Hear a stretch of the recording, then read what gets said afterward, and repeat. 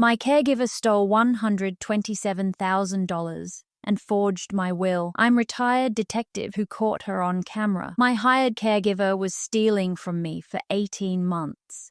Cash, jewelry, checks, credit cards. Then she forged a new will, making herself the sole beneficiary of my $890,000 estate. She thought I was a confused elderly woman with dementia who wouldn't notice. She forgot I spent 36 years as a police detective specializing in fraud, forgery, and financial crimes. I'm Detective Sergeant Linda Morrison, retired, 79 years old. This is the story of how my caregiver tried to steal my entire estate and how I went undercover in my own home to catch her, resulting in her conviction on 14 felony counts and 12 years in prison. I'm a widow. My husband Jack died in 2019 from a stroke. After 44 years of marriage, I was alone. I managed fine for 2 years. I'm sharp, independent, active. I volunteer, garden, see my grandchildren regularly. But in 2021, I had a bad fall, fractured my hip.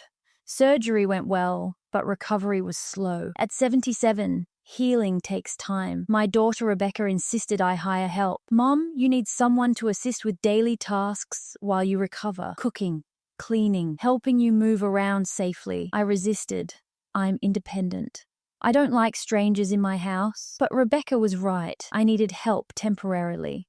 Through a caregiver agency called Comfort Care Services, I hired Angela Martinez. She was 42, had excellent references, certified nursing assistant credentials, experience with elderly clients. Angela started in September 2021, 4 hours per day, 5 days per week. She'd help with housework, meal preparation, errands, and assist me with physical therapy exercises. Initially, Angela was wonderful, professional, friendly, competent. She cooked healthy meals, kept the house clean, drove me to appointments. I paid her $25 per hour through the agency, 20 hours per week, approximately $2,000 per month. By December 2021, my hip had healed well. I didn't need as much help anymore, but Angela suggested continuing part-time. Linda, you're doing great, but at your age, having regular help prevents future problems. I can come 3 days per week, just to help with heavier tasks. It seemed reasonable. I was 77, help with housework and errands was useful, so Angela continued. 3 days per week, 3 hours per day, about $1,200 per month. That's when strange things started happening. In January 2022, I noticed $300 missing from my wallet. I usually kept about $500 cash at home for small expenses. I counted carefully, definitely $300 short. I thought I must have spent it and forgotten. At 77, memory lapses happen occasionally, but then it happened again in February, $250 missing, and again in March, $200 missing. By April, I'd lost about $1,000 in cash over 4 months. I started paying attention. I also noticed small items disappearing, a silver picture frame, a decorative crystal vase, a gold bracelet I rarely wore. Nothing huge, nothing I'd miss immediately, but things were definitely vanishing. Then in May 2022, I received a credit card statement showing charges I didn't recognize. $340 at Target, $275 at Nordstrom, $180 at a restaurant I'd never been to, $520 at Best Buy. Total unauthorized charges, $1,315. I called the credit card company immediately. I didn't make these charges. My card was stolen. Ma'am, the charges were made with chip reader and PIN. Do you know who might have access to your card and PIN? My stomach dropped. I kept my credit cards in my purse in my bedroom, and I'd written my PINs on a small card in my wallet. A bad habit, but my memory isn't perfect. Someone with access to my house could have taken my card, memorized the PIN, and returned the card. Angela. She was the only person regularly in my house besides family, but I couldn't prove anything. Not yet. I'd spent 36 years as a police detective, 23 of those years in the fraud and financial crimes unit. I'd investigated hundreds of theft cases, forgery rings, embezzlement schemes, I knew how criminals operated, and I knew Angela's pattern was classic caregiver theft. Caregivers who steal from elderly clients follow predictable patterns. Start small, cash, small items. Escalate gradually, jewelry, credit cards. Test whether the victim notices. If victim doesn't report it, get bolder. Eventually, attempt major theft. Bank accounts, property, estate. Angela was following the textbook progression. I needed to catch her, but I needed evidence that would hold up in court. I decided to set a trap. First, I installed hidden cameras, small, wireless, motion-activated cameras positioned throughout my house. Living room, kitchen, my bedroom, home office. I installed them myself when Angela wasn't there. They looked like smoke detectors and phone chargers, completely inconspicuous. The cameras uploaded footage directly to a cloud account Angela couldn't access. Second, I created bait. I deliberately left $500 cash in my bedroom drawer in a decorative box. I photographed the bills, noting serial numbers. I left expensive jewelry, including my mother's diamond ring, in plain sight on my dresser. I left my purse with credit cards on the kitchen counter. I wanted to see what Angela would do when opportunity presented itself. Then I waited. For 2 weeks, nothing happened. Angela came, did her work, didn't take anything. Maybe I was wrong. Maybe I was being paranoid. But on June 3rd, 2022, the cameras caught her. Angela arrived at 10 a.m. as usual. I was in the backyard gardening, something I deliberately told her I'd be doing for an hour. Camera footage showed Angela working in the kitchen for about 15 minutes. Then she walked into my bedroom. She opened my dresser drawer. She found the decorative box with $500 cash. She took all of it, putting the bills in her purse. Then she picked up my mother's diamond ring from the dresser. She examined it, put it on her finger, took a selfie with her phone, then dropped it in her purse. Next, she went to my home office. She opened my desk drawer where I kept my checkbook. She photographed several checks with her phone. Total time in my private areas, 8 minutes. She returned to the kitchen and continued working as if nothing had happened. I had everything on video. Clear footage of Angela stealing cash, jewelry, and photographing my checks. I didn't confront her. Not yet. I wanted to see how far she'd go. Over the next week, I monitored my bank accounts carefully. On June 7th, a check cleared for $2,500 made out to Angela Martinez. I never wrote that check. The signature looked like mine, but it wasn't. Angela had forged my signature. She'd photographed my checks, studied my signature, and forged a check to herself. That's felony forgery, much more serious than petty theft. I still didn't confront her. I was building a case. On June 15th, Angela made a mistake that revealed the full scope of her plan. I was in the bathroom when Angela arrived. She thought I was in the shower and couldn't hear. The hidden camera in my home office recorded Angela making a phone call. "Yeah, it's going well. The old lady barely notices anything. I've been taking cash for months. Yeah, probably dementia setting in. She's perfect. I've got access to everything. Her checkbook, her credit cards, her jewelry. I'm thinking bigger now. Her house is worth like $900,000. Plus, she's got retirement accounts, life insurance. I'm working on getting added to her accounts. I'm going to be set for life when this is over." My blood ran cold. Angela wasn't just stealing opportunistically. She was planning to take everything. My house, my retirement savings, my entire estate, and she was calling me demented, suggesting I wouldn't notice, implying I was incompetent. That phone call was recorded evidence of conspiracy and intent, but it got worse. On June 22nd, Angela suggested something that confirmed my worst fears. "Linda, I've been thinking. At your age, it's important to have your estate planning organized. Do you have an updated will?" "Yes, everything is handled through my attorney." "That's good. But have you considered, I don't want to overstep, but I care about you. We've worked together for 9 months now. I worry about what would happen if something happened to you suddenly. Your family lives far away. They might not handle things properly.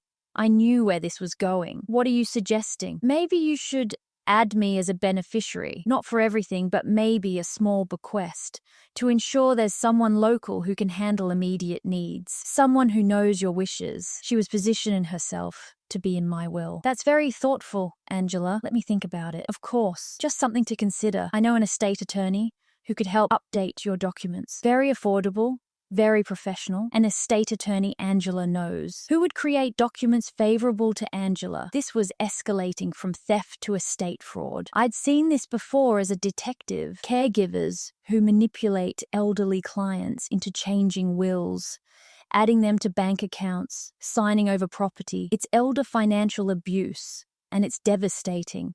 I needed to stop Angela before she executed whatever plan she had, but I also wanted to catch her completely. Every crime, every scheme, everything that would maximize her prison sentence and protect other elderly victims. I continued monitoring. The cameras recorded everything. On July 8th, Angela brought documents to my house. Linda, I spoke to that attorney I mentioned. He prepared some updated estate documents for you. Just standard stuff. Updating beneficiaries, streamlining probate. Can you sign these? She spread several legal-looking documents on my kitchen table. I put on my reading glasses and examined them carefully. They weren't standard updates. They were a new will naming Angela Martinez as sole beneficiary of my entire estate. A power of attorney giving Angela control over my finances. A deed transfer adding Angela's name to my house title. Beneficiary change forms for my retirement, accounts naming Angela. If I signed these documents, Angela would inherit everything when I died, and with power of attorney, she could drain my accounts while I was alive. I looked at Angela. She was smiling reassuringly. These look pretty standard. Just sign at the bottom of each page. I picked up a pen. Angela held her breath. Then I put the pen down. Angela?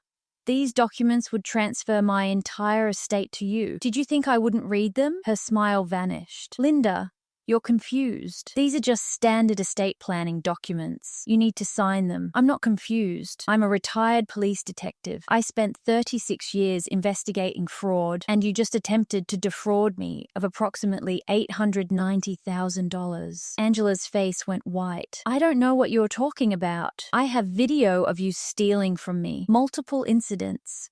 I have recordings of you discussing your plan to take everything. I have forged checks. I have fraudulent estate documents. Angela, you're going to prison.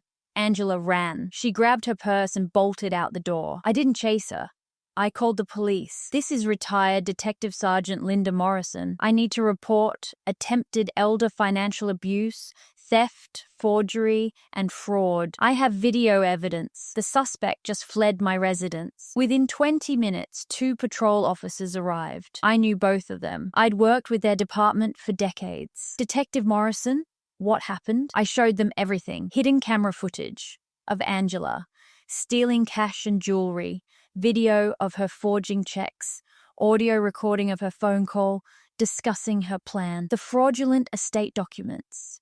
She tried to get me to sign bank records showing forged checks totaling $8,500, credit card statements showing $4,700 in fraudulent charges. The officers were stunned. Detective Morrison, this is one of the most documented fraud cases I've ever seen. You caught her on everything. I'm a fraud detective. This is what I do. Angela was arrested at her apartment that evening. In her possession, police found my mother's diamond ring worth $18,000, $2,800 in cash stolen from my house, my credit cards, additional forged checks totaling $6,000 not yet cashed, notes detailing my financial accounts and assets, draft documents forging my signature. The evidence was overwhelming, but the investigation revealed something worse.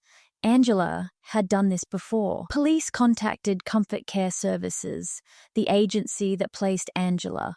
The agency had placed Angela with 7 other elderly clients over the past 3 years. Police investigated those clients. 5 of them reported missing cash, jewelry, and unexplained charges, but none had pressed charges. They thought they had misplaced items or forgotten spending the money. One client, Margaret Sullivan, age 84, had added Angela to her bank accounts to help manage bills. Over 6 months, Angela drained $67,000 from Margaret's savings before Margaret's family discovered it. Another client, Howard Chen, age 79, had changed his will to leave Angela $50,000. He died shortly after. His family contested the will, suspicious of Angela's involvement. The case was still pending when Angela was arrested working for me. Angela had been systematically targeting and stealing from elderly clients for at least 3 years. Total estimated theft across 8 victims, $234,000. The district attorney filed charges against Angela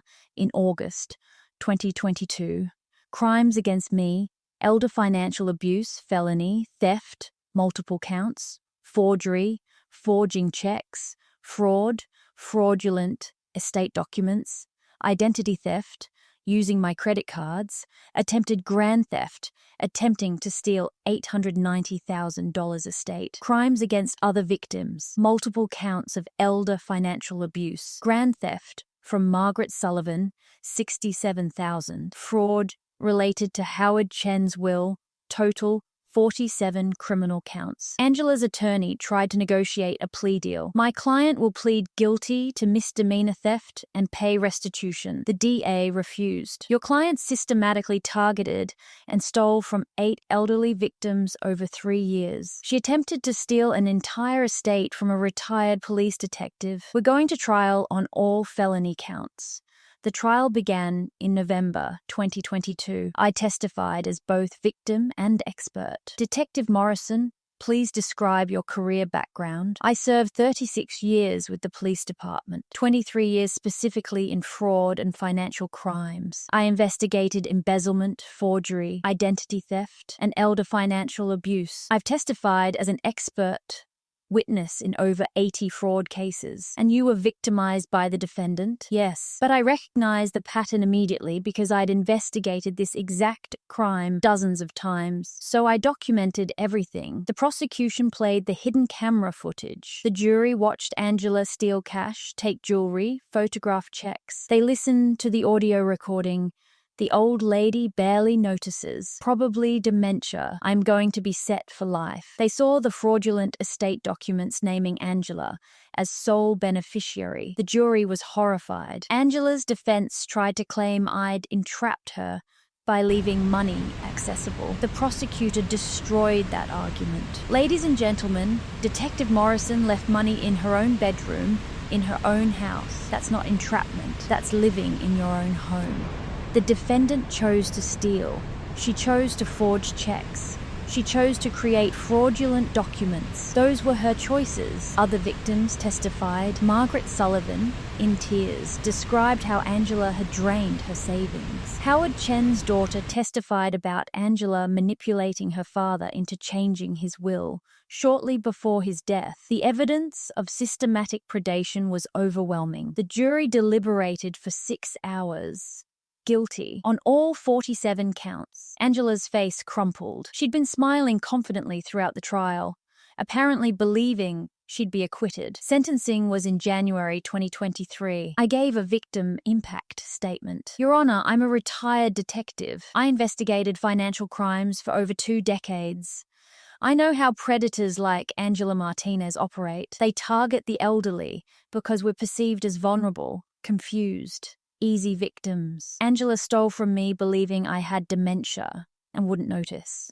She was wrong. But many elderly victims aren't as lucky.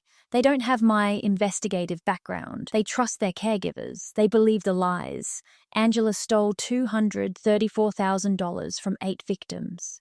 She destroyed trust. She exploited vulnerability.